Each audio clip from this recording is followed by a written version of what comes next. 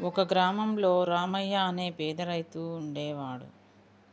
అతనికి సరిపడా తినడానికి తిండి కూడా కష్టంగా ఉండేది.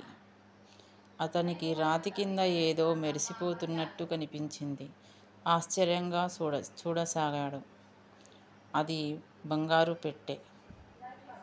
అతడు బంగారం చూసి ఆశ్చర్యపోయాడు.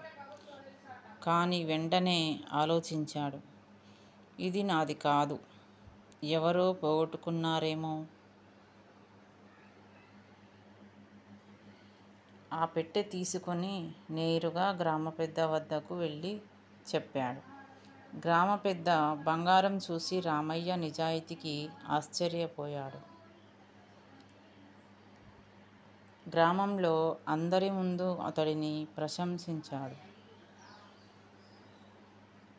రామయ్య వంటి నిజాయితీ గల వాళ్ళ వల్లే మన గ్రామానికి గౌరవం ఉంది.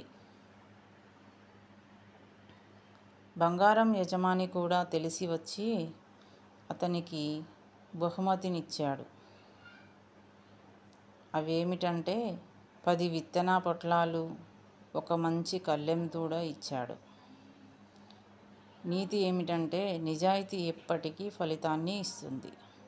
ఈ కథ మీకు నచ్చినట్లయితే మరికొన్ని కథల కోసం సబ్స్క్రైబ్ చేసుకోండి, లైక్ చేయండి, షేర్ చేయండి.